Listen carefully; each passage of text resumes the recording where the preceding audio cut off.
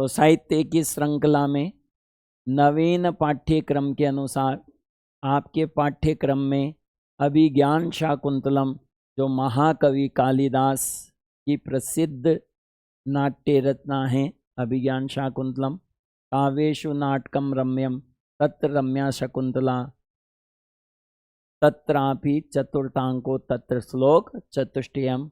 तो काव्य में नाटक सुंदर है, नाटक में अभिज्ञान शाकुंतलम, अभिज्ञान शाकुंतलम में चतुर्थंक और चतुर्थंक में 4 श्लोक सुंदर है। ठीक है, तो बात आती है सबसे पहले पात्र परिचय की। तो फटाफट जो है सामान्य जो है वो तो हमारे को पता है ही सही, है ना, ध्यान रखेंगे।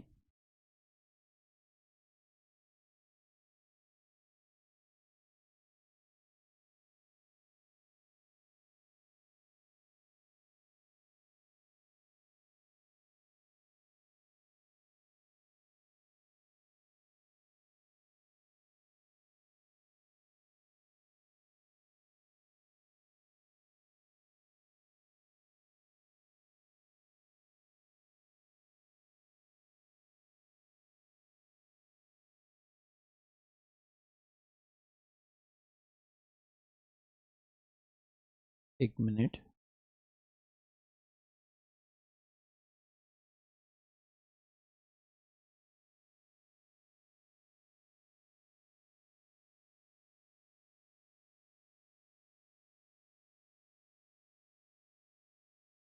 सर 1 मिनट आना क्लास में।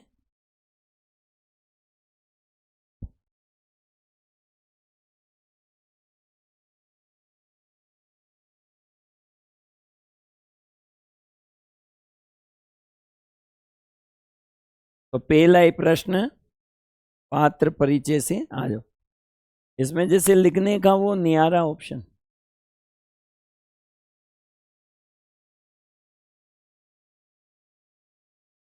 या नोट में खोलो। नोट तो मैंने बंद कर दिया ना अब। अच्छा नोट चालू रखो, अभी इस पे जाऊं। ठीक है, अब आ जाएगा लिखने का ये। ठीक है, कलर चेंज करना हो तो इसी पे कौन सा। ठीक है, ओके धन्यवाद। ठीक ठीक ठीक, ओके चलो। तो सबसे पहले पात्र परिचय आता है। तो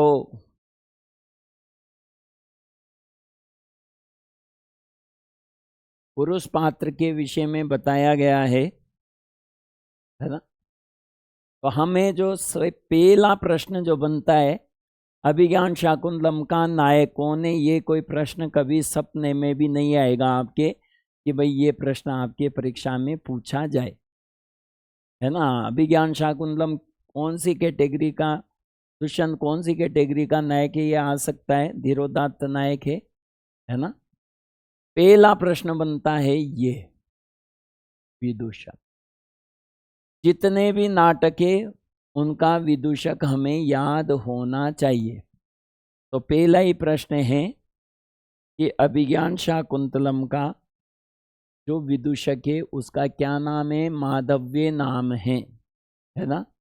दुष्यंत के पुत्र का क्या नाम था, तो ध्यान रखना सर्वदमन, सबका दमन करने वाला सर्वदमन क्या था, नाम था।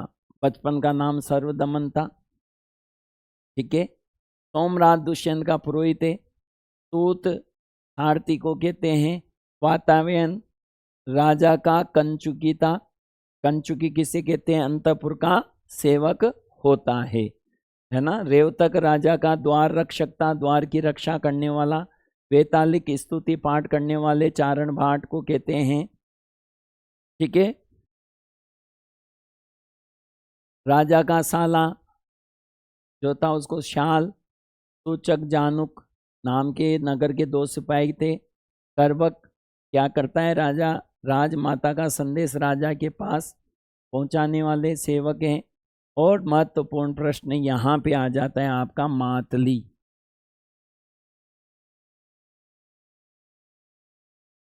इंद्र का सारथी कौन था? तो ध्यान रखना मातली था, ये प्रश्न पूछा जाता है। ठीक है। आश्रम के जो कुलपति थे वो कौन थे? काश्यप, जिनको कण्व ऋषि कहते हैं। कश्यप ऋषि की संतान थे, इसलिए क्या कहलाए? काश्यप कहलाए। ठीक है। कण्व ऋषि, आगे बढ़ते हैं।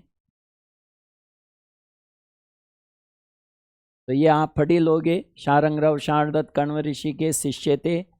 वेखानस, गौतम हारित, ये भी कण्व के शिष्य थे। मारीच कश्यप ऋषि थे। ठीक है। तो मारीच की संतान हुई, इसका मतलब कण्व ऋषि है ना। तो कश्यप से काश्यप कहलाए। तो मारीच का दूसरा नाम कश्यप है और कण्व का काश्यप है। ठीक है।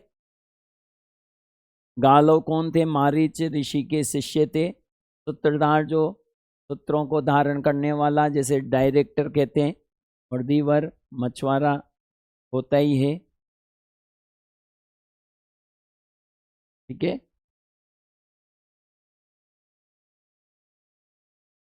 अब स्त्री पात्र की जब चर्चा करते हैं हम, तो अनुसुईया, प्रियमवदा, ये दो सहेलियां हैं, है ना। अनुसुईया जो बुराई नहीं करती, और प्रियमवदा जो हमेशा मधुर बोल के अपना काम निकालने वाली होती है।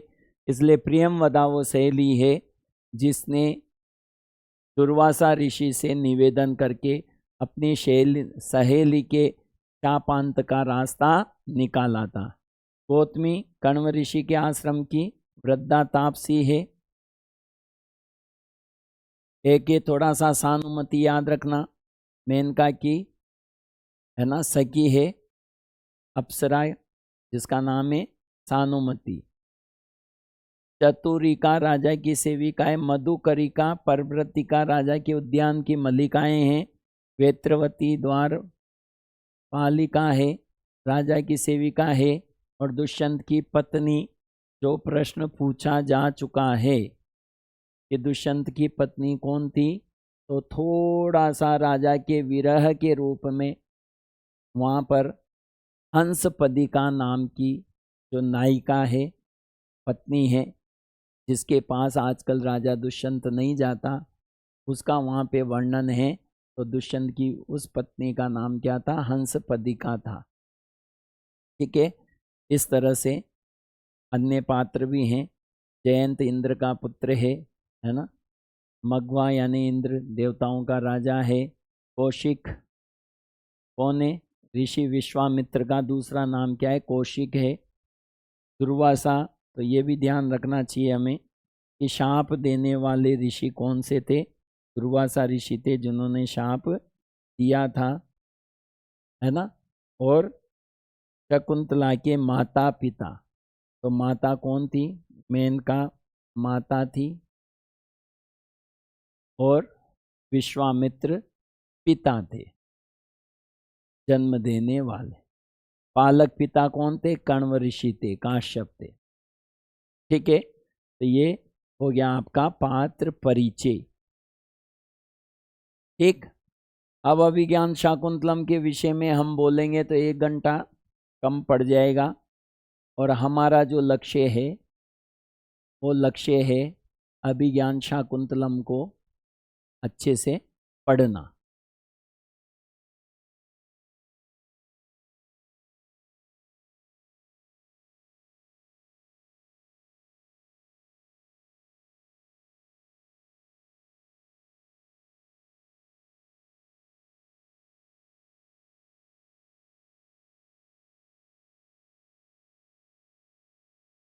तो प्रारंभ करते हैं।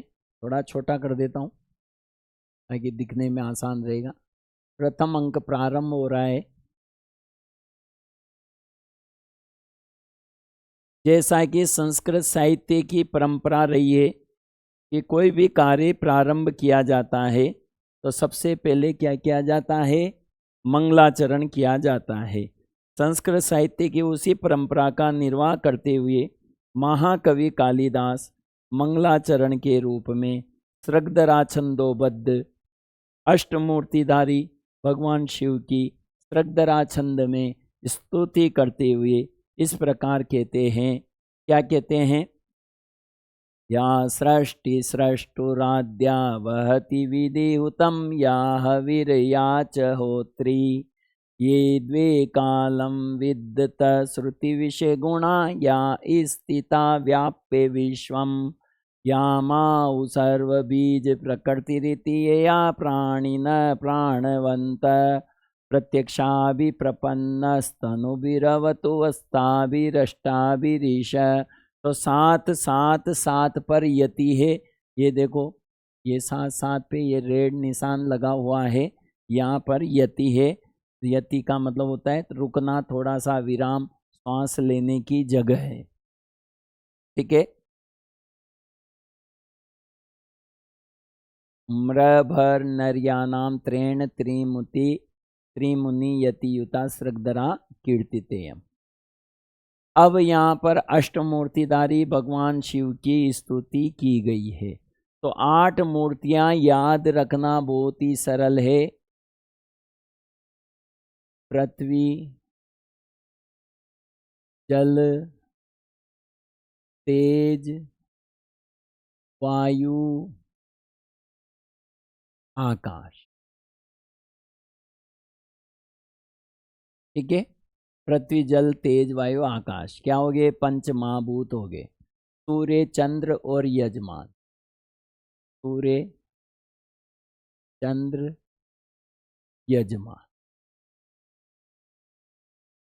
ये 8 मूर्तियां हो गई। तो प्रश्न आ जाए कि शिव की मूर्ति नहीं है, तो ये 8 मूर्तियां हमें पता होना चाहिए। ठीक है। ये ट्रिक है, लेकिन ये ट्रिक ऐसी ट्रिक है कि हमें नुकसान पहुंचा सकती है। माइनस मार्किंग में हम जा सकते हैं।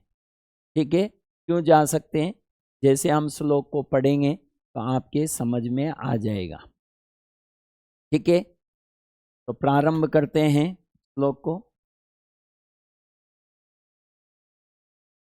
प्रश्न आएगा कि अभिज्ञान शाकुंतलम में अष्टमूर्तिधारी भगवान शिव की क्रमशः मूर्तियां हैं। क्रम से पहले कौन सी मूर्ति का वर्णन किया, फिर कौन सी का, फिर कौन सी का, तो फिर वहाँ पर तो हमारी समस्या हो जाएगी।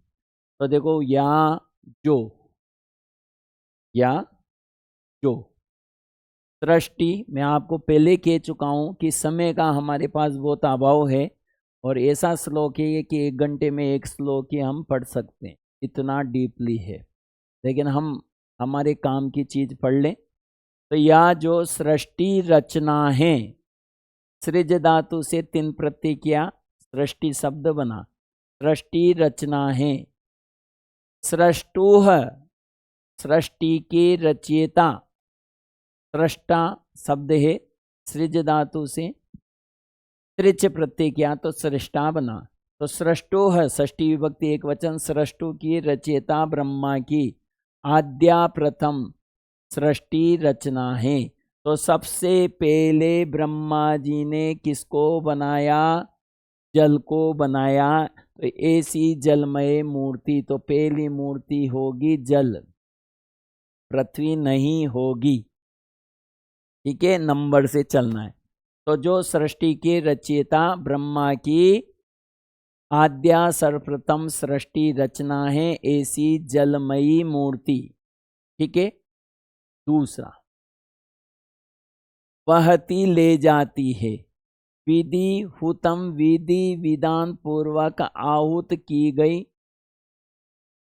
या जो हवि सामग्री को। तो या जो मूर्ति विधि उत्तम विधि विधान पूर्वक हवन की गई, आहुत की गई हवि सामग्री को वहती संबंधित देवता तक ले जाती है। ऐसी कौन? अग्नि रूपी मूर्ति। तो संबंधित देवता तक कौन आहुतियां ले जाते हैं? अग्निदेव आहुतियां ले जाते हैं। तो दूसरी मूर्ति कौन हुई? अग्नि रूपी मूर्ति का वर्णन है दूसरे नंबर में। ठीक है। ये जो द्वे कालम, दो कालों का, दिन रात रूपी दो काल का, विद्यत विधान करने वाली है ऐसी कौन? तो दिन का विधान सूर्य करता है, रात का विधान चंद्रमा करता है। तो 3 और 4 नंबर पे कौन सी मूर्ति आ गई? सूर्य चंद्र रूपी मूर्ति आ गई। ठीक है, तो ये जो द्वे कालम, दिन रात रूपी दो काल का, विद्यत विधान करने वाली ऐसी सूर्य चंद्र रूपी मूर्ति। श्रुति यानी होता है कर्ण का जो ये खाली भाग होता है, श्रुति कर्ण नामक इंद्रिय के विषय। तो कर्ण नामक इंद्रिय का विषय कौन है? शब्द। तो कर्ण नामक इंद्रिय के विषय शब्द रूपी गुणा गुण की जो निवास स्थली है, तथा या जो विश्वम संपूर्ण विश्व को व्याप्य व्याप्त करके स्थिता स्थित है ऐसी कौन? आकाश रूपी मूर्ति। तो आकाश रूपी मूर्ति के दो विशेषण हैं कि जो कर्ण नामक इंद्रिय के विषय शब्द रूपी गुण की निवास स्थलीय, शब्द कहाँ रहता है? आकाश में रहता है।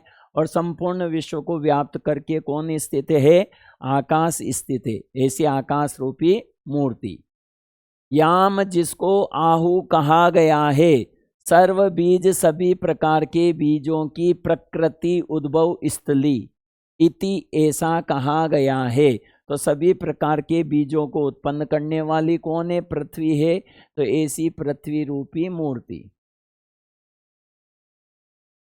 ठीक है, याम जिसको सर्व बीज प्रकृति सभी प्रकार के बीजों की प्रकृति उद्भव स्थली इति ऐसा आहु कहा गया है, ऐसी पृथ्वी रूपी मूर्ति। यया जिससे प्राणी न समस्त प्राणी प्राणवंत प्राणवान है, प्राण धारण किए हुए हैं, मतुप प्रत्यय। तो समस्त प्राणी प्राण धारण किए हुए हैं किससे? वायु से, ऐसी वायु रूपी मूर्ति। क्लियर?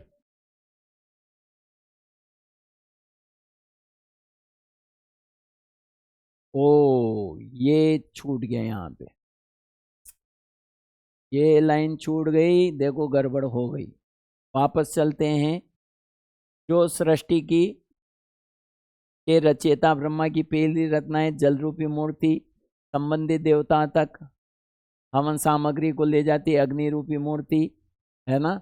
याच होत्री, और जो हवन संपन्न करने वाली है, होत्री यानी हवन संपन्न करने वाली ऐसी यजमान रूपी मूर्ति।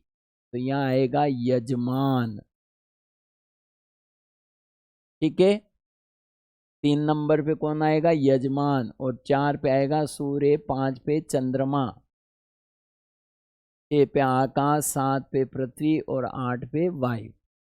ठीक है, तो मूर्तियों का क्रम क्या है? जल, अग्नि, यजमान, है ना, सूर्य, चंद्र, आकाश, पृथ्वी, वायु। ठीक है, प्रत्यक्षाभि प्रपन्न, प्रत्यक्षाभि प्रत्यक्ष रूप से प्रपन्न युक्त तनु भी मूर्तियों से, प्रपन्न युक्त शरीरों से युक्त अवतु रक्षा करे वह आप सबकी ताबी उन अष्टाभी 8 प्रकार की। तो ताबी उन अष्टाभी 8 प्रकार की प्रत्यक्षाभि प्रत्यक्ष रूप से स्थित तनुभी मूर्तियों से युक्त ईशः भगवान शिव, ईशः भगवान शिव आप सब दर्शकों की क्या करे? अवतु रक्षा करे। ताबी उन प्रत्यक्षाभि प्रत्यक्ष रूप से स्थित अष्टाभि 8 प्रकार की तनुभी शरीरों से मूर्तियों से प्रपन्न युक्त ईशा भगवान शिव वह अवतु आप सब दर्शकों की क्या करें? रक्षा करें। ठीक है, इसलिए आशीर्वादात्मक मंगलाचरण हो गया। मंगलाचरण 3 प्रकार का होता है। नमस्कारात्मक, नांदी पाठ भी कहते हैं इसको, नमस्कारात्मक, आशीर्वादात्मक, वस्तु निर्देशात्मक।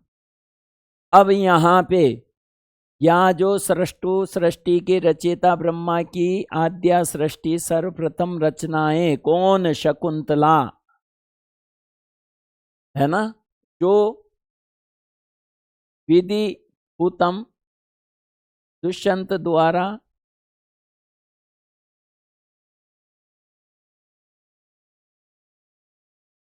विधि पूर्वक धारण की गई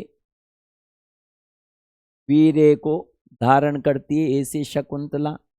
इस तरह से ये जो श्लोक है ना,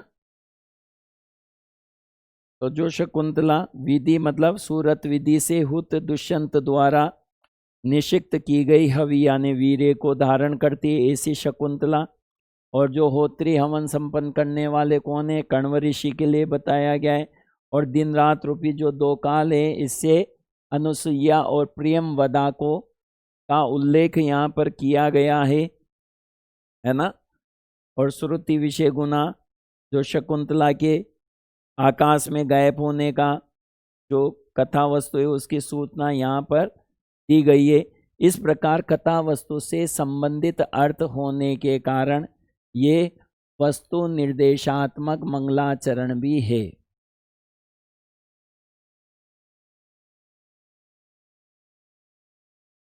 ठीक है, तो अभिज्ञान शाकुंतलम का जो मंगलाचरण है वह आशीर्वादात्मक और वस्तु निर्देशात्मक प्रकार का मंगलाचरण है। यहाँ पर अष्टमूर्तिधारी भगवान शिव की स्तुति की गई है और उस 8 मूर्तियों का क्रम जल, अग्नि, यजमान, सूर्य, चंद्र, आकाश, पृथ्वी, वायु, ये क्रम से इस प्रकार से 8 मूर्तियों का नंबर से उल्लेख किया गया है। ठीक है, तो इस तरह से सूत्रधार द्वारा मंगलाचरण यहाँ पर किया जाता है। क्लियर? अनुप्रास अलंकार भी है यहाँ, सृगधरा छंद है ही सही।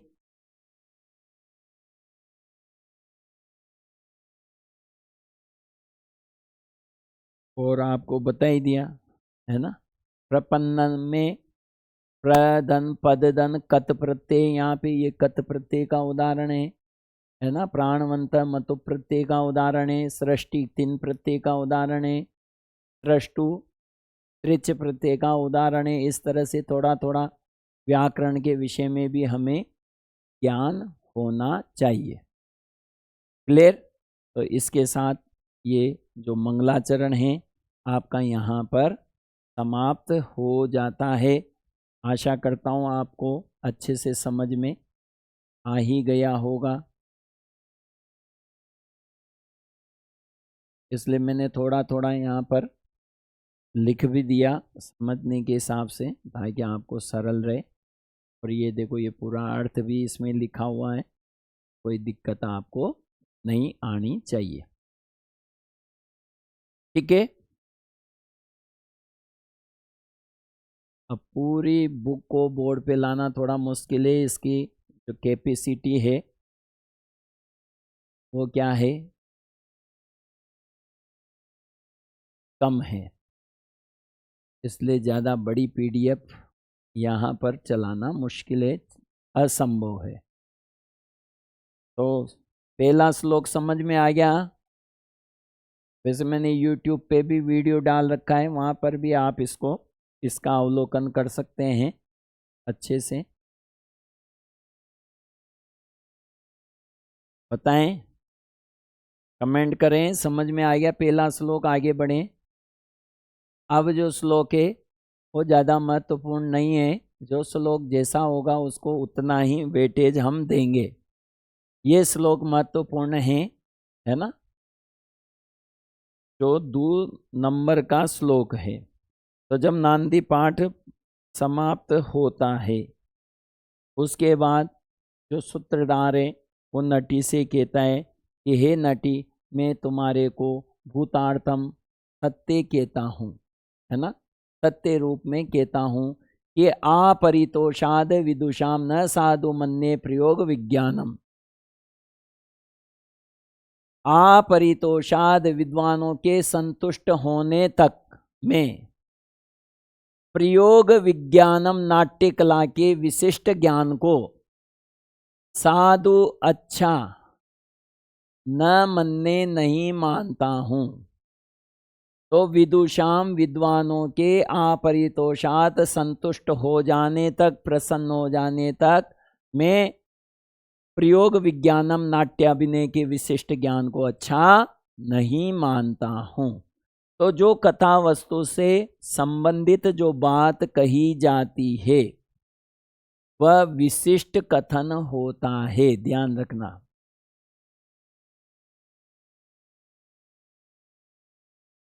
और उस विशिष्ट कथन के समर्थन में सूक्ति लिखी जाती है, वो सूक्ति प्रसिद्ध होती है, इसलिए उस सूक्ति को सामान्य कथन कहते हैं।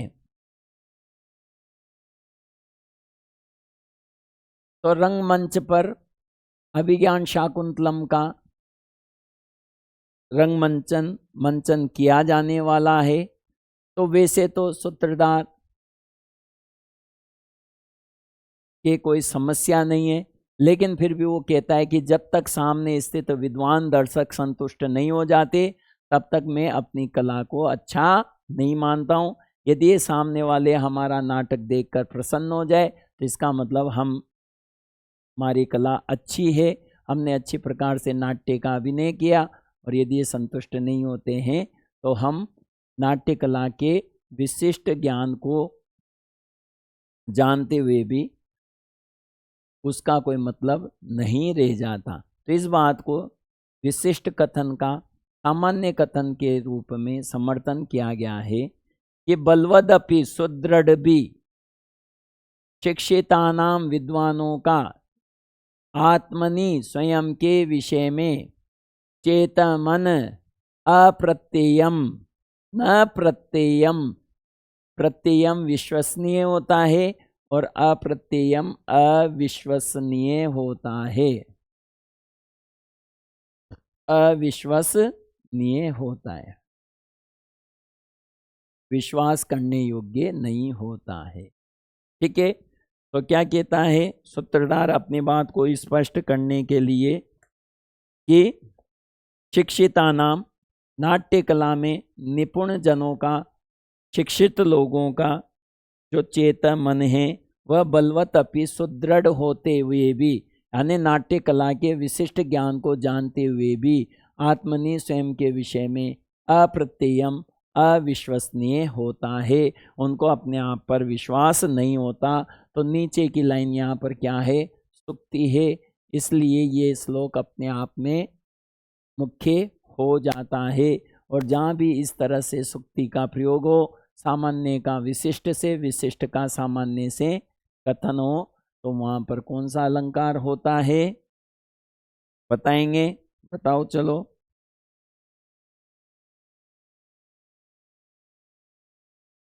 तो यहाँ पर विशिष्ट कथन का सामान्य कथन से समर्थन किया गया है, इसलिए कौन सा अलंकार है, फटाफट कमेंट करें। हो गए क्या, कौन सा अलंकार है फटाफट बता दें। एक बार फिर बता देता हूं कि विदुषाम विद्वानों के अपरितोषा संतुष्ट होने तक मैं प्रयोग विज्ञानम नाट्याभिनय के विशिष्ट ज्ञान को न साधु मन्ने अच्छा नहीं मानता हूँ, क्योंकि शिक्षिता नाम नाट्य कला में शिक्षिता नाम नाट्य कला में निपुण जनों का बलवदपि चेत सुदृढ़ मन भी आत्मनि स्वयं के विषय में अप्रत्ययम अविश्वसनीय होता है।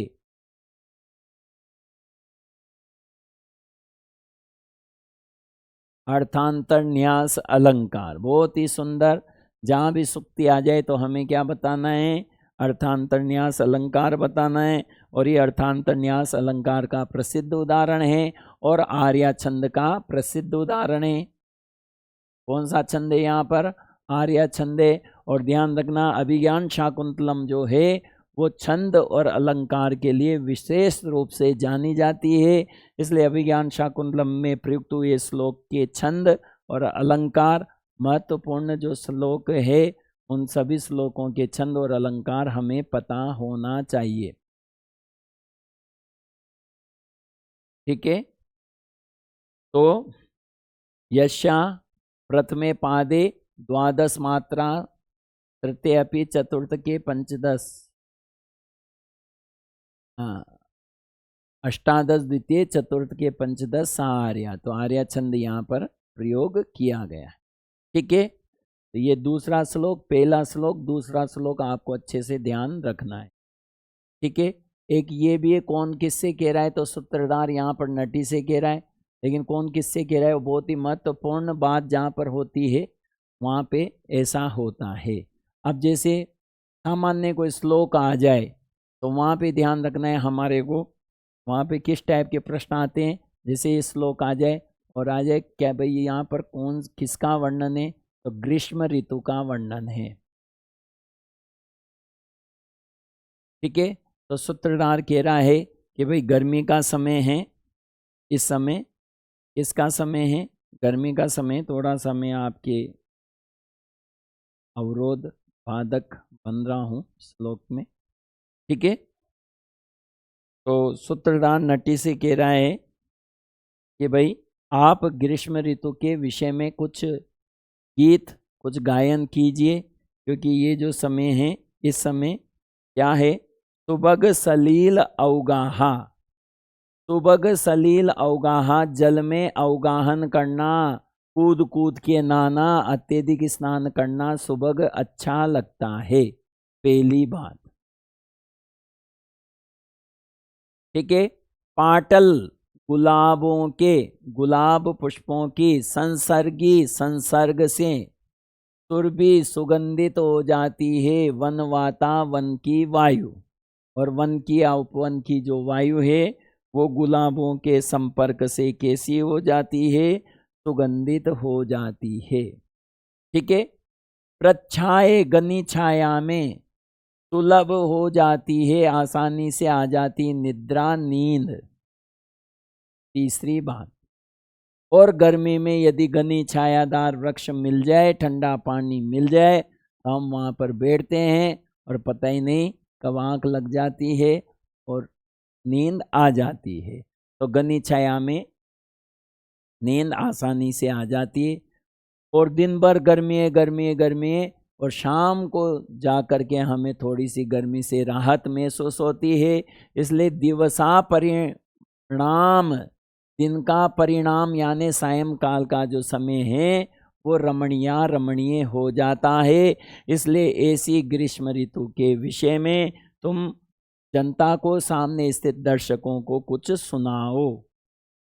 ठीक, तो नटी कहती ठीक है साहब, आप कह रहे हैं तो सुनाते हैं।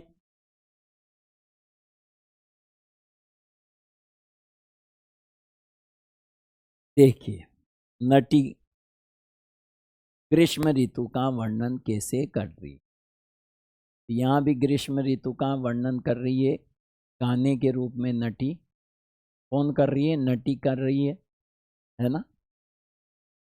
ईशत ईशत चुंबितानी, ईशत ईशत यानी धीरे धीरे, चुंबितानी आस्वादन किए गए, चुम्बन किए गए, भ्रमरई भंवरों द्वारा। तो पुष्पों का विशेषण है कि भ्रमरई, भ्रमरों द्वारा ईषद ईषद धीरे धीरे चुंबितानी आस्वादन किए गए, रसपान किए गए।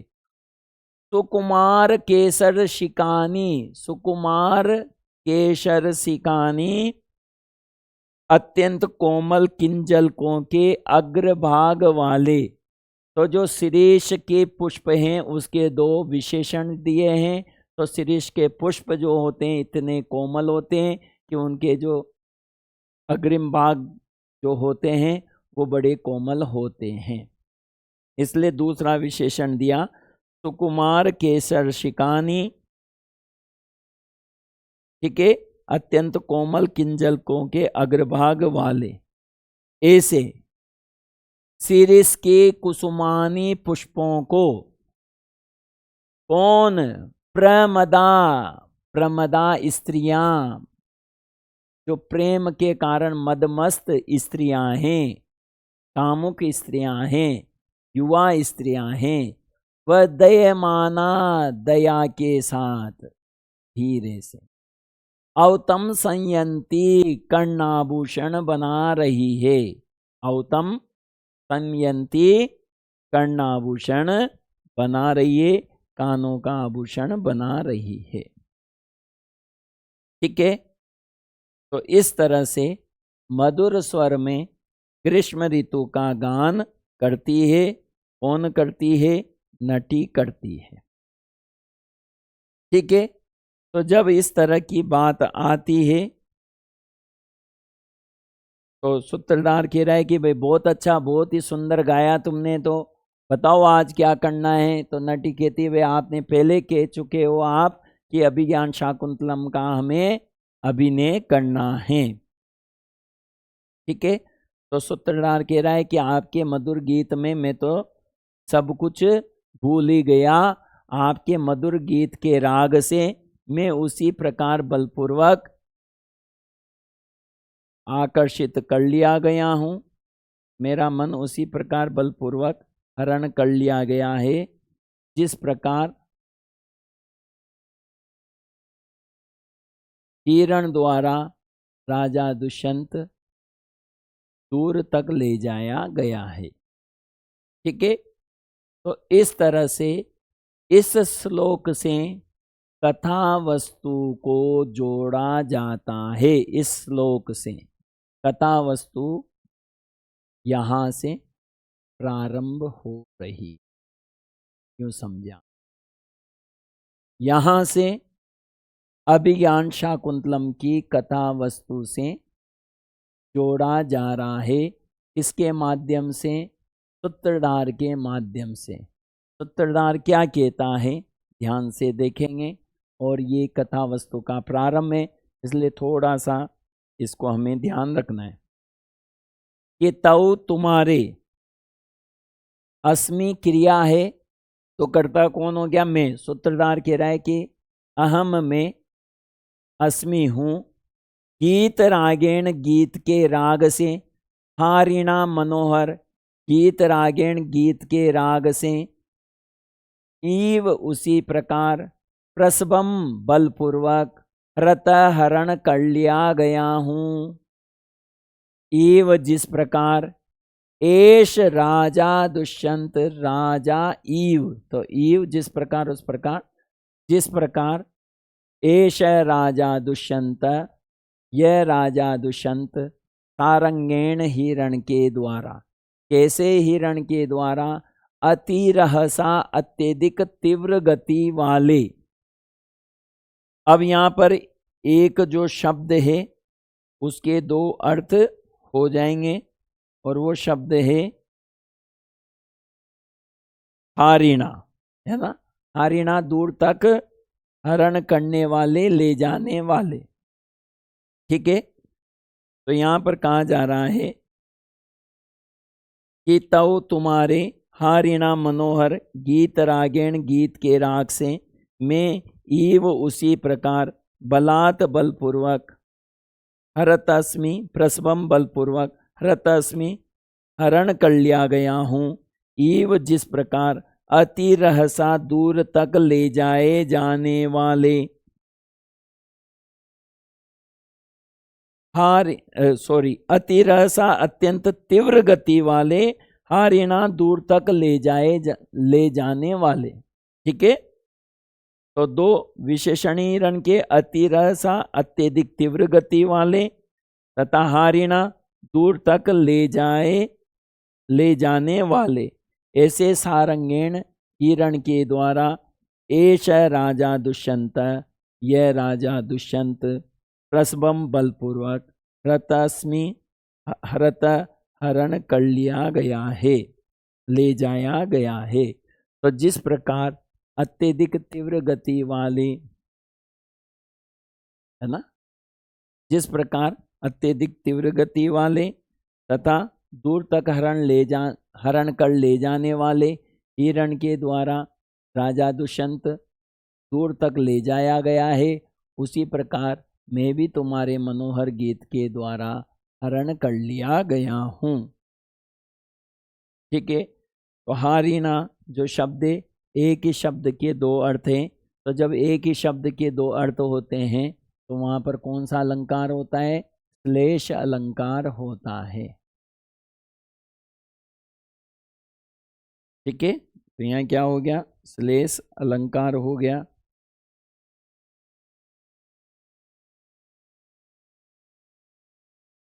और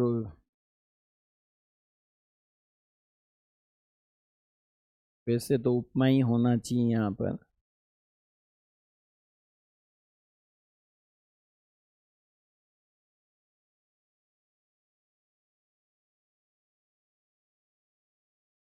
दे नहीं रखा,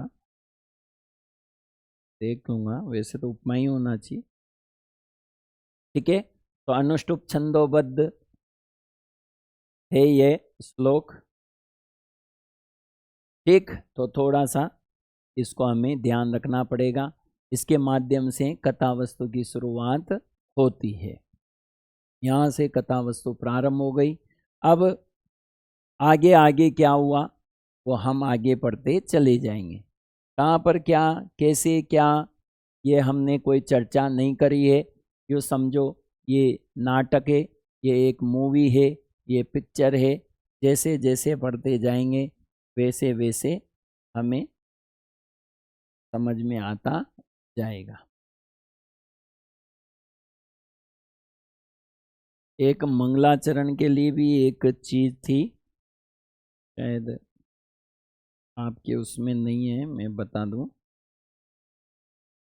पत्रावली संज्ञक मंगलाचरण ही है ना। ये मंगलाचरण कैसा है?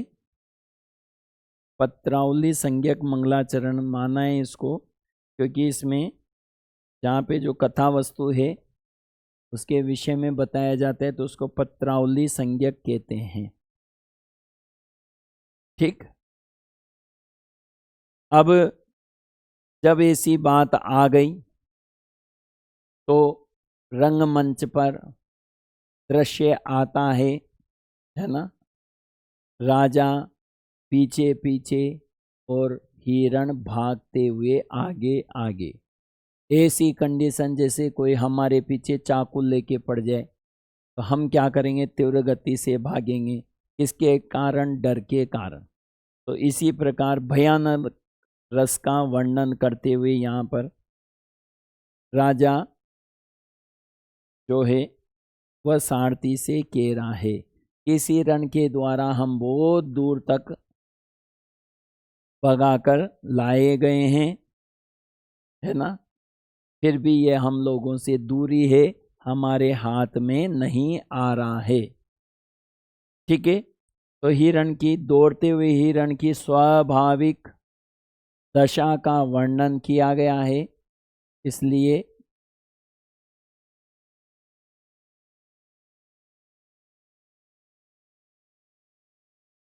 चलो एक मिनट, इसके पहले एक श्लोक है ये। तो रंगमंच पर प्रवेश करते हैं कौन? मृग का पीछा करते हुए, धनुष्मान हाथ में लिए हुए राजा रथ पर सवार है और सारथी रथ को हाँक रहा है ना। तो सारथी कह रहा है राजा को और हिरण को देख करके, क्या कह रहा है? हे आयुष्मान, कृष्ण सारे ददत चु त्वयि च अदिज्य कार्मुके मृगानुसारिणीम साक्षात पश्यामि पिनाकिनम। कृष्ण सार हिरण पर ददत डालते हुए चक्षु दृष्टि त्वयि च और तुम पर।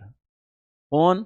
आदिज्य कार्मुके प्रत्यंचा चढ़ाए हुए, धनुष पर प्रत्यंचा चढ़ाए हुए त्वयि आप पर, और कृष्णसार मृग पर चक्षु ददत डालते हुए मैं आपको मृगानुसारिणीम हिरण का पीछा करते हुए साक्षात पश्यामी देख रहा हूँ, इव मानो पिनाकिनिम पिनाकिनिम पिनाक नामक धनुष को धारण करने वाले शिव को ही साक्षात देख रहा हूँ। ठीक है, तो कृष्ण सार हिरण पर और प्रत्यंचा चढ़ाए हुए आब पर दृष्टि डालते हुए मैं मृग अनुसारिणम मृग रूपधारी यज्ञ का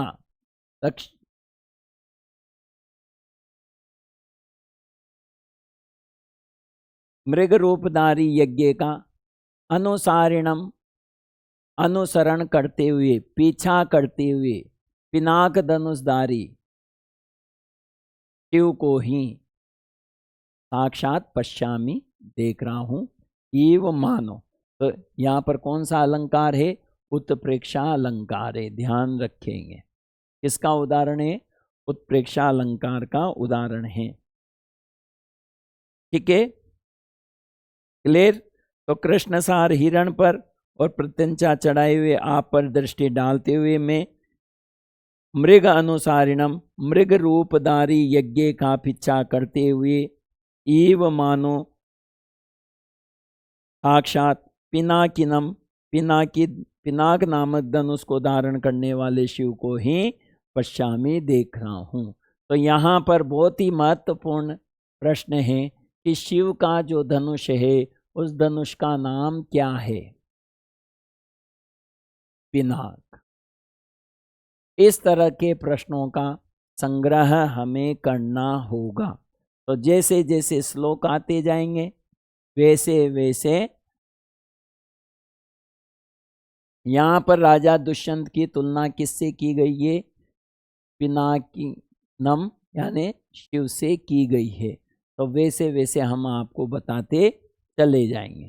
ठीक है, तो ये जब इस तरह से बोलते हैं तो राजा दुष्यंत कहता है कि भाई एक यहाँ पर पौराणिक कथा है।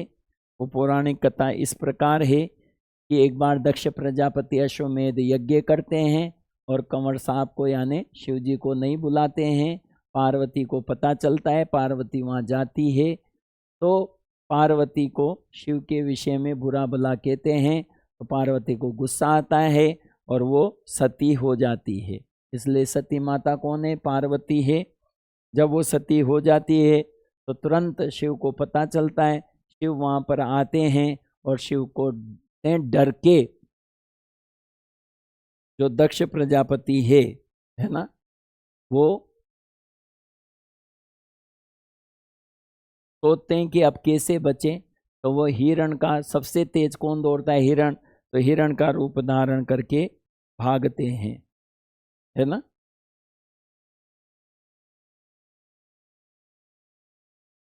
सॉरी, वो दक्ष प्रजापति का आके वध कर देते हैं। और जो यज्ञ होता है कि भाई मुझे भी मारेंगे, मुझ में ही जल के भस्म हुई है, तो यज्ञ हिरण का रूप धारण करके वहां से भागता है और शिव जी उसका क्या करते हैं? पीछा करते हैं। इस तरह की पौराणिक कथा का यहाँ वर्णन है। अब इसी क्रम में राजा कहता है कि भाई ये जो हिरण है हमसे काफी दूर जा चुका है, अभी तक भी हाथ नहीं आ रहा। तो हिरण डरा हुआ है, इसलिए भयभीत रस का वर्णन किया जा रहा है और भयभीत हिरण की स्वाभाविक दशा का वर्णन किया गया है। इसलिए स्वाभावोक्ति अलंकार है। कौन सा अलंकार है? स्वाभावोक्ति अलंकार है। ठीक है, समझेंगे। और उत्प्रेक्षा अलंकार भी आएगा यहाँ पे। पिनाक पाणी शिव क्यों नहीं होंगे? पिनाक है हाथ में जिसके, तो वो शिव ही है ना। यहाँ पे बात है काम की कि शिव के धनुष का क्या नाम था, तो आपको याद रखना है पिनाक। ठीक, चलो। गिरवा भंगाभिरामम, गिरवा गर्दन को भंग मोड़ने से, भंग मोड़ने से अभिरामम सुंदर, मोहो बार बार, अनुपतति पीछे दौड़ते हुए, स्यंदने रथ पर, बद्ध दृष्टि एकटक दृष्टि रखने वाला। तो गिरवा भंग अभिरामम, गर्दन को मोड़ने से सुंदर। जब कोई हमारे पीछे पड़ता है तो हम पीछे मुड़ के भी देखेंगे कि हमसे कितना दूर है, तो वो भी पीछे मुड़कर देख रहा है। तो अनुपतति अपने पीछे दौड़ते हुए, स्यंदने रथ पर, बद्ध दृष्टि एक तक दृष्टि रखने वाला। पश्च अर्धेन, ये जैसे हिरण है, पीछे से उसका पीछा कर रहे हैं तो वो दौड़ रहा है तो पीछे से दबा हुआ ऐसा लगेगा। तो पश्च पिछले, अर्धेन आधे भाग से, प्रविष्ट हुआ सा, चर पतन बाण लगने के भयात भय से, भूयसा पूर्व कायम, अत्यधिक रूप से पूर्व कायम शरीर के अग्रिम भाग में प्रविष्ट हुआ सा। तो बाण लगने के भय से पूर्व कायम शरीर के अग्रिम भाग में, पिछले आधे भाग से भूयसा अत्यधिक रूप से प्रविष्ट हुआ सा। तो ये यहाँ पर उत्प्रेक्षा की गई है, उत्प्रेक्षा अलंकार है। दरबई घास से, अर्ध अवलीडय आधे चबाए गए। अब हिरण घास खा रहा था, चबाते चबाते दुष्यंत आ गया तो दौड़ गया तो सांस फूल गई तो मुख जब खुल रहा है तो उससे घास के टुकड़े गिरते जा रहे हैं। कैसे घास के टुकड़े? आधे चबाए गए। तो अर्ध अवलीडय आधे चबाए गए। श्रम, दौड़ने के परिश्रम के कारण, विव्रत खुले हुए मुख से वृंशी भी गिराए गए। अर्ध अवलीडय आधे चबाए गए दरबई कुशा के टुकड़ों से, कीर्ण वर्तमा व्याप्त मार्ग वाला। ये सब हिरण के विशेषण हैं। ठीक है।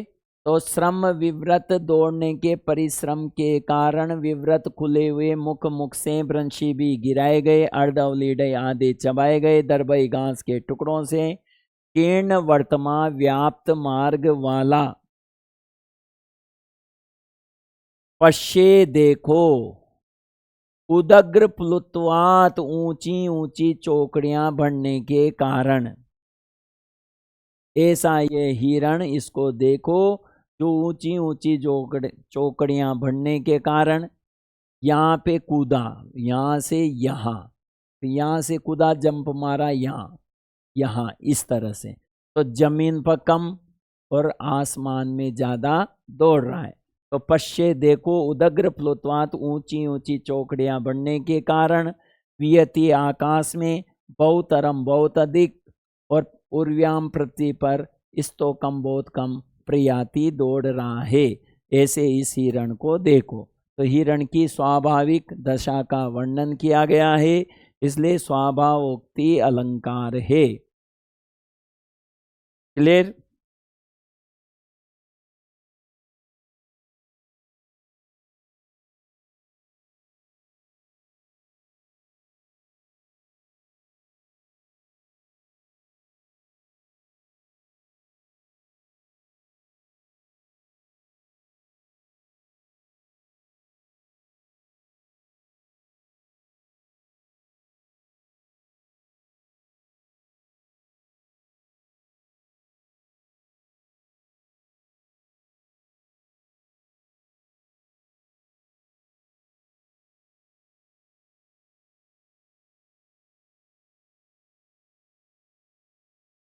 ठीक है। अभिरामम में अभिरम और गए प्रत्यय है ना, अभिरामम।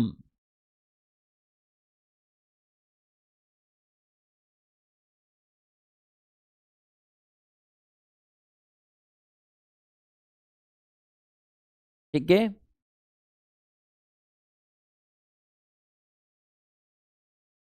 गए प्रत्यान शब्द पुल्लिंग होते हैं और राम के समान उनके रूप चलते हैं। तो जब इस तरह से हिरण की स्वाभाविक दशा का वर्णन किया गया तो जो सारथी है उसको सहन नहीं हुआ। सारथी ने कहा भाई हमारा जो रथ है, हमारी जो कार है, उसकी स्पीड भी कम नहीं है, वो तो थोड़ा सा रास्ता ऊबड़ खाबड़ आ गया था, इसलिए मैंने ब्रेक मार दिए थे, घोड़ों की लगाम खींच दी थी, इसलिए ऐसा आपको लग रहा है। लेकिन अब रास्ता समान समतल आ गया है, हाईवे आ गया है, तो अब मैं लगाम ढीली, राजा कहता है तो फिर आ गया है तो हाईवे आ गया है तो रेस खींच दो, लगाम ढीली कर दो, घोड़ों को तोड़ने दो।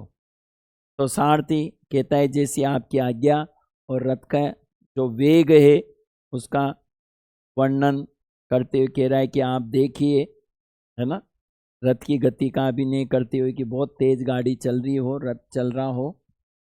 क्या कहता है?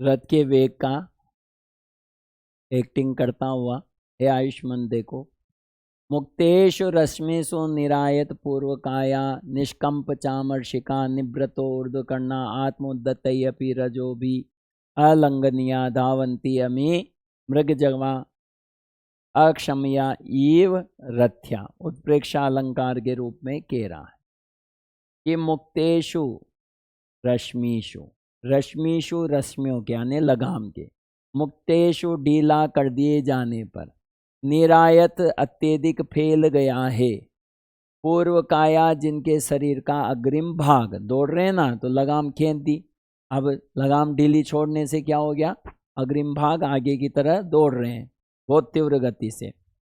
तो लगाम को ढीला करने पर जिनका पूर्व भाग अग्रिम भाग निरायत अत्यधिक फैल गया है, निष्कंप चामर्शिका जिनके चामर्शिका जो है वो निष्कंप कंपन रहित सीधी है ना, निवृत ऊर्ध्व करना, और कान कैसे हो गए, निवृत खड़े एवं ऊर्ध्व ऊपर की ओर, निवृत खड़े एवं स्थिर कानों वाले हैं, है ना, निष्कंप कंपन रहित सीधी कलंगी वाले, चामर्शिका वाले, है ना, और खड़े एवं स्थिर कानों वाले।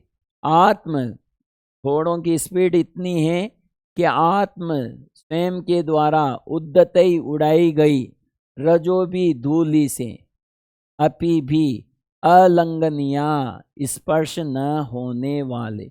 इतने तीव्र गति से दौड़ रहे हैं घोड़े कि जैसे ही मिट्टी उड़ती है उनकी, तो घोड़ा कहाँ पहुंच जाता है, यहाँ पहुंच जाता है, मिट्टी पीछे रह जाती है।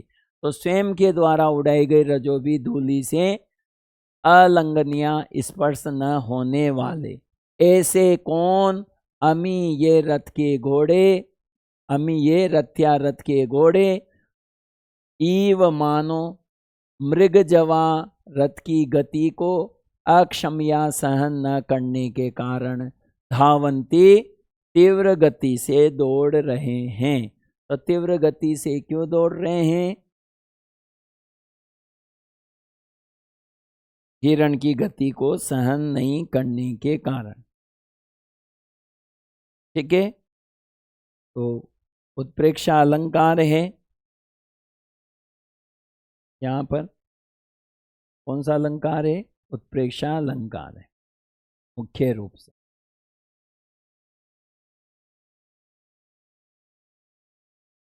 अब राजा इस बात को समझ गया कि ड्राइवर नाराज हो गया तो एक्सीडेंट कर सकता है, तो राजा भी उसकी बात का समर्थन करते हैं। और क्या कहते हैं राजा दुष्यंत, तो ध्यान रखना इस श्लोक को कौन कह रहा है, सारथी कह रहा है दुष्यंत से, ठीक, लेकिन उसके समर्थन में राजा सारथी से यह श्लोक कह रहा है। कौन कह रहा है? राजा, कि तुम सही कह रहे हो, बिल्कुल तुम्हारी बात बिल्कुल सही है, ठीक है ना। ये मेरे घोड़े सूर्य तथा इंद्र के घोड़ों का भी अतिक्रमण कर रहे हैं। अरे भाई, ये जो हमारे घोड़े हैं, तुम्हारा जो रथ है, ये तो सूर्य और इंद्र के घोड़ों का भी अतिक्रमण करने वाले घोड़े इस रथ पर जुटे हुए हैं, इतनी तीव्र गति से दौड़ रहे हैं, है ना। अब रथ की गति का स्वाभाविक वर्णन करते हुए कह रहे हैं, समझेंगे। कौन कह रहा है? राजा दुष्यंत कह रहा है। किससे कह रहा है? सारथी से कह रहा है कि यद आलोके सूक्ष्मम व्रजति, यत जो आलोके देखने पर, दूर से देखने पर, सूक्ष्मम छोटी सी,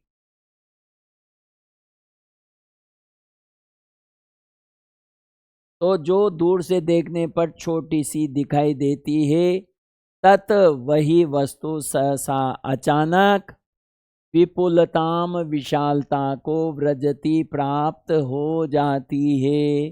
तो जो वस्तु दूर से छोटी सी दिखाई देती है, वह रथ की गति के कारण इतनी गति है कि वो रथ की गति के कारण पास आ जाती है, और वही क्या हो जाती है? विशाल हो जाती है। ठीक है। तो जो वस्तु छोटी है वह अचानक बड़ी कैसे हो जाएगी? विरोधाभास है। लेकिन इसका कारण कौन है? रथ की तीव्र गति है। इसलिए जहाँ विरोध का आभास हो वहाँ विरोधाभास अलंकार होता है। कौन सा अलंकार हो गया? विरोधाभास अलंकार हो गया। ठीक है। यद अर्धे विचिन्नम भवति, यत जो अर्धे बीच में से, विचिन्नम भवति विचिन्न सी, कटी हुई सी, भवती होती है, कृत संदानम इव, वह भी संदानम इव जुड़ी हुई सी दिखाई देती है। तो जो वस्तु बीच में से टूटी हुई हो वो जुड़ कैसे सकती है? लेकिन रथ की गति के कारण, जैसे पुलिया पर खंबे होते हैं इतने इतने दूर पे, इस तरह से जब हम स्पीड से निकलते हैं तो एक जैसा नज़र आता है, जुड़े हुए नज़र आते हैं। ठीक है। तो जो वस्तु बीच में से कटी हुई होती है वह भी तत् वही वस्तु रथ की गति के कारण रथ संदानम इव जुड़ी हुई सी दिखाई देती है। ठीक है। प्रकृत्याय, स्वाभाविक रूप से, यत जो वस्तु वक्रम टेढ़ी होती है, तदपि वह भी समरेखम सीधी सी दिखाई देती है नए नयो नेत्रों के। इस प्रकार रथ जवात रथ की गति के कारण किंचित कोई भी वस्तु क्षणम अपि क्षण भर भी न तो मैं मेरे नए नयो नेत्रों के पार्श्वे समीप ही रहती है और न दूरे दूर ही रहती है। तो रथ की गति के कारण किंचित कोई भी वस्तु क्षणम अपि क्षण भर भी न तो मेरे नेत्रों के पास रहती है और न ही दूर रह पाती है, क्योंकि दूर वाली तो पास हो जाती है और पास वाली दूर हो जाती है। ठीक है। इन सब का कारण कौन है? रथ की गति है। इसलिए यहाँ पर विरोधाभास अलंकार है। और कृत संदानम इव, जो वस्तु बीच में से कटी हुई हो उसको सीधी करना संभव नहीं है ना। ऐसी कवि की उत्प्रेक्षा मात्र है। इसलिए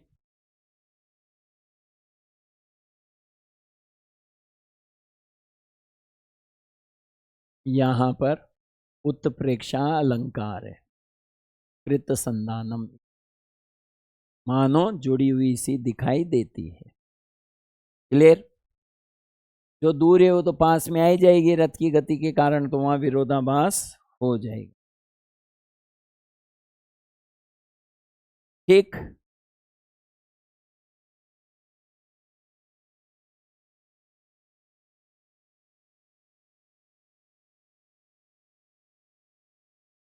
वापस से वीडियो को देख लेना आप।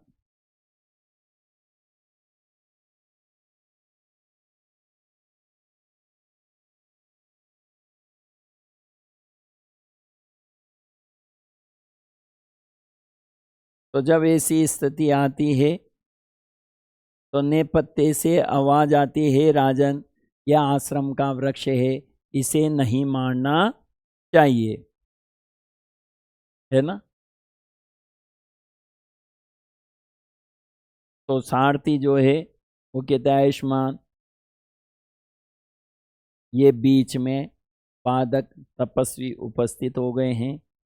राजा भी कहता है कि घोड़ों की लगाम खींच दीजिए, रथ को रोक लीजिए, है ना। ठीक है, रोक लेते हैं। इसके बाद ऋषियों के साथ वेकानस का प्रवेश होता है। वेकानस ब्रह्मचारी है।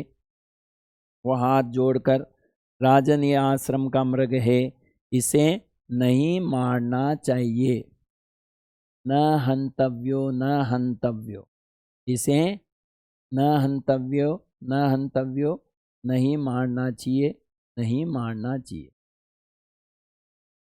बात पर जोर दिया गया है। क्यों नहीं मारना चाहिए? तत् तो साधु कृत अच्छी प्रकार से संदानम कृत, संदान किए गए सायकम बाण को प्रति संहर उतार लीजिए। आपने ये जो प्रत्यंचा पर बाण चढ़ा रखा है, इसको उतार लीजिए। क्यों उतार लीजिए? नीचे की लाइन सुक्ति है, क्योंकि वह शस्त्रम, आपका शस्त्र, आर्त त्राणाए, दुखियों की रक्षा के लिए है। आपका शस्त्र किसके लिए? आर्त त्राणाए, दुखियों की रक्षा के लिए, उनको बचाने के लिए है, न नहीं है प्रहर्तुम, प्रहार करने के लिए, अनागसी, किस पर? निर्दोष प्राणियों पर प्रहर्तुम, प्रहार करने के लिए न नहीं है। ठीक है, तो आपका शस्त्र किसके लिए? दुखियों की रक्षा के लिए है, निर्दोष प्राणियों के प्रहार करने के लिए नहीं है। तो बाण उतारने का कारण बताया गया है। तो जहाँ कार्य का कारण विद्यमान हो,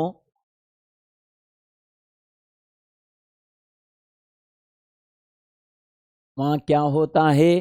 काव्य लिंग अलंकार होता है। इसलिए यहाँ पर कौन से अलंकार का प्रयोग किया गया है? काव्य लिंग अलंकार का प्रयोग किया गया है।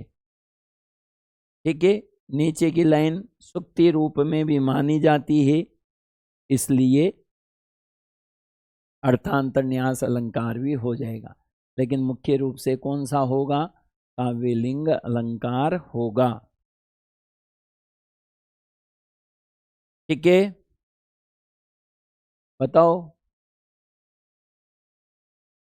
कोई दिक्कत? जिन बच्चों ने स्वाध्याय नहीं किया होगा दिन में, उनको थोड़ा सा समझने में दिक्कत आ सकती है, लेकिन ऑनलाइन क्लास है तो आप एक बार नहीं, दो बार नहीं, तीन बार नहीं, चार बार नहीं, 5 बार इसको देख सकते हैं समझने के लिए। समझने तक आपको देखना है। फिर भी यदि कोई समस्या हो किसी प्रकार की, किसी को लेकर डाउट हो, तो आप मुझे बताएं।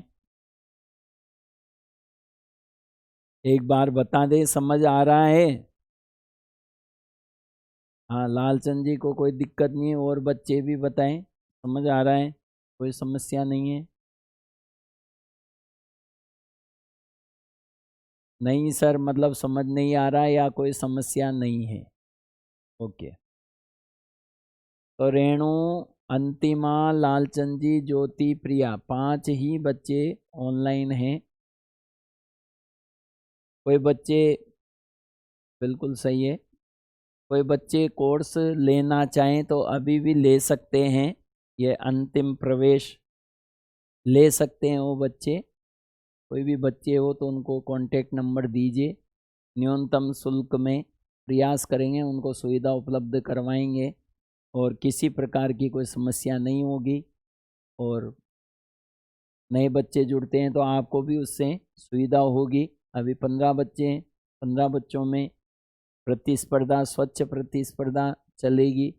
15 के 30 होंगे तो 30 में चलेगी, है ना? ठीक है। और समूह में चर्चा भी कर सकते हैं। व्हाट्सएप ग्रुप में कोई प्रश्न, कोई डाउट हो तो आप एक दूसरे से पूछ भी सकते हैं, शेयर कर सकते हैं। ठीक है, चलो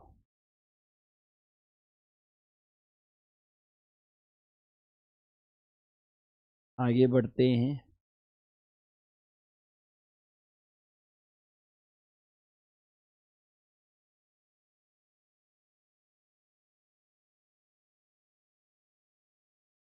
नीचे जो मैटर है वो आप पढ़ ही लोगे और पुस्तक होगी सही वैसे। विवेकानंद कह रहा है, वो जो राजा हैं वो धनुष को उतार लेते हैं कि भाई ये लो, आपने कहा तो हमने ये बाण अपना उतार लिया। तो विवेकानंद कह रहे हैं कि पुरु वंश प्रदीपस्य भवता, कि जो पुरु वंश के प्रदीप हैं, दीपक के रूप में आप हैं, है ना, उनके लिए ये क्या है, उचित ही है। पुरु वंश,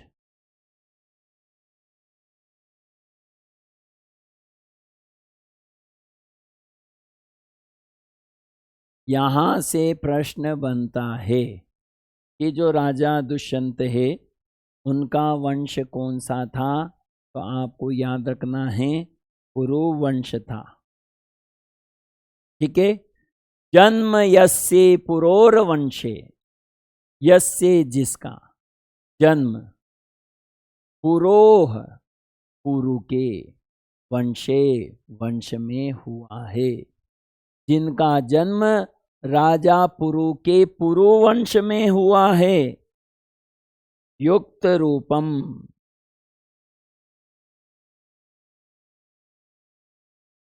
उचित ही है।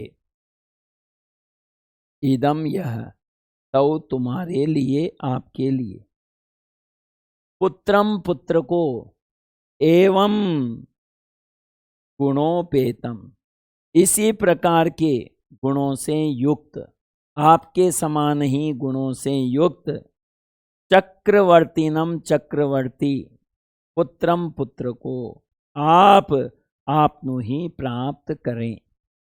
ठीक है। तो यहाँ पे जो मुख्य बात है वो यही है कि दुष्यंत का जो वंश कौन सा है, तो आपको याद रखना है, पुरु वंश है। क्लियर? दुष्यंत का वंश कौन सा है? पुरु वंश है।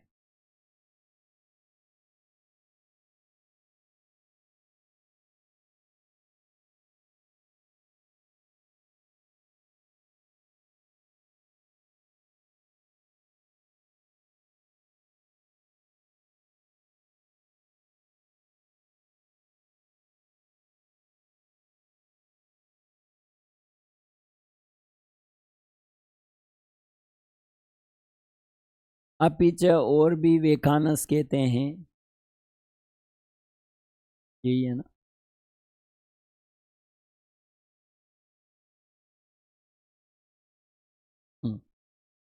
कि आप हमारा आतिथ्य सत्कार ग्रहण करें, है ना।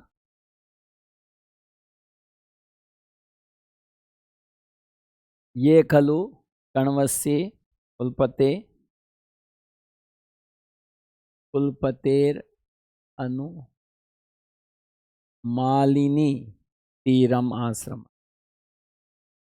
मालिनी तीरम आश्रम दृश्यते, मालिनी नदी के तट पर महर्षि कण्व का आश्रम दिखाई दे रहा है।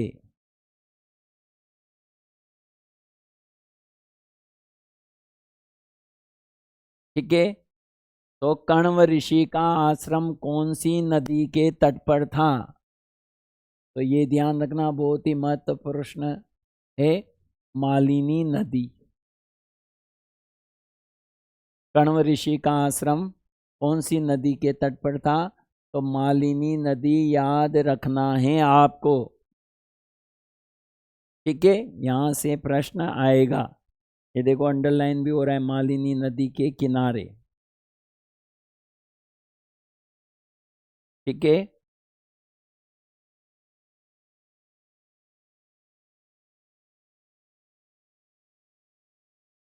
अब यहाँ पे जो वेखानस है वो कह रहा है कि रम्या रमणीय तपोधना नाम तपस्वी जनों के, तप ही है धन जिसका, ऐसे तपस्वी जनों के, तपस्वी जनों के रम्या रमणीय प्रतिहत विघ्ना, नष्ट हो गए विघ्न जिसके, ऐसे क्रिया यज्ञादि क्रियाओं को समलोक के अच्छी प्रकार से देख कर। तो राजा दुष्यंत से कहा जा रहा है कि तपस्वी जनों के रमणीय विघ्न रहित यज्ञादि क्रियाओं को देख करके आप क्या ससी जानोगे,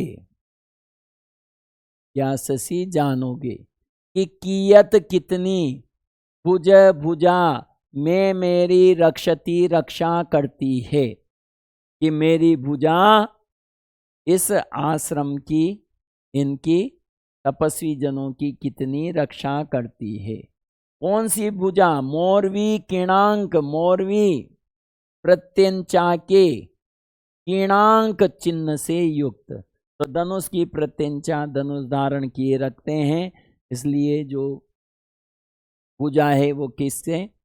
धनुष की प्रत्यंचा से के चिन्ह से युक्त है, ऐसा विशेषण यहाँ पर दिया गया है। तो जहाँ साभिप्राय विशेषणों का प्रयोग किया जाता है वहाँ पर परिकर अलंकार होता है। तो यहाँ पर साभिप्राय विशेषण, वैसे अधिकतर जितने भी श्लोक है वहाँ पर यदि विशेषण हो तो समझ जाओ वो साभिप्राय ही होंगे, और वहाँ पर परिकर अलंकार होगा। कौन सा अलंकार होगा? परिकर अलंकार होगा।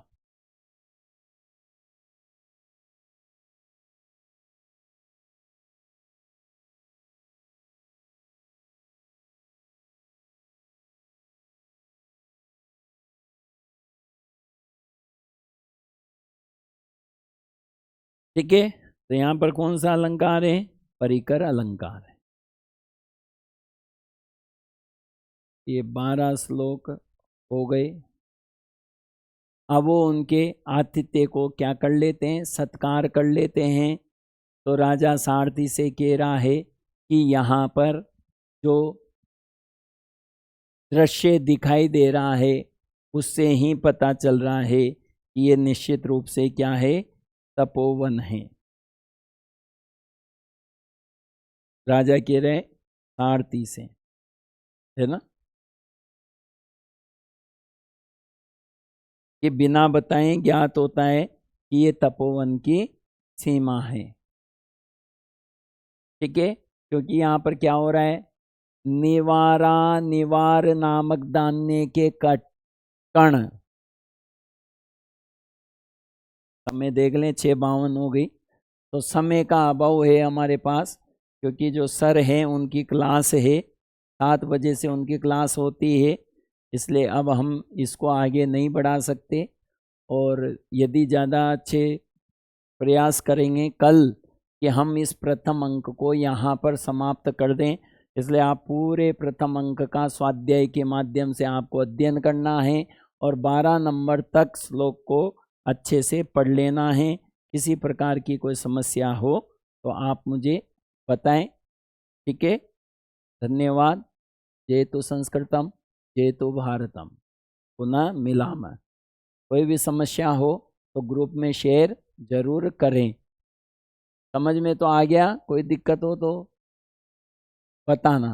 ठीक है, ओके।